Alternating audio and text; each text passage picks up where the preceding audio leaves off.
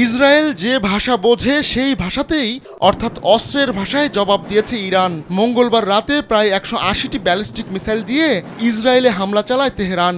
আকস্মিক হামলায় ইসরায়েলিদের মাঝে আতঙ্ক ছড়িয়ে পড়ে। মধ্যপ্রাচ্যে ইরানের কয়েকজন ঘনিষ্ঠ মিত্র ইসরায়েলি হামলায় নিহত হওয়ার পর এমন তেরে ফুরে হামলা চালালো তেহরান। লেবাননের প্রতিরোধ যোদ্ধাদের নেতা হাসান নাসরুল্লাহ নিহত হওয়ার পর কড়া জবাবের হুঁশিয়ারি দিয়েছিলেন ইরানের সর্বোচ্চ নেতা আয়াতুল্লাহ আলী খামেনি। মঙ্গলবার তার এক ঝলক দেখালো তেহরান। যদিও ইরান থেকে ইসরায়েলে ব্যালিস্টিক মিসাইল দিয়ে হামলার খবর আগে ভাগেই জানিয়ে দিয়েছিল যুক্তরাষ্ট্র, দিয়েছিল সরাসরি হুমকিও, কিন্তু তা সত্ত্বেও ইসরায়েলি বিভিন্ন টার্গেটে হামলা চালায় ইরান।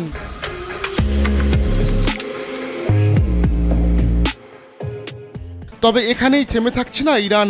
নিজের এক স্যান্ডেল থেকে করা এক পোস্টে ইসরায়েলে আরো বড় হামলার হুমকি দিয়েছেন খামেনেই। হিব্রু ভাষায় করা ওই পোস্টে খামেনেই লেখেন, ইহুদিবাদী শাসকের জীর্ণ ক্ষয়িষ্ণু দেহের বিরুদ্ধে প্রতিরোধ ফ্রন্টের আঘাত আরো শক্তিশালী ও বেদনাদায়ক হবে।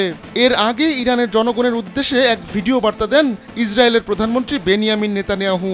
ওই বার্তায় ইরানের শাসকদের বিরুদ্ধে দেশটির জনগণকে উস্কে দেওয়ার চেষ্টা করেন তিনি।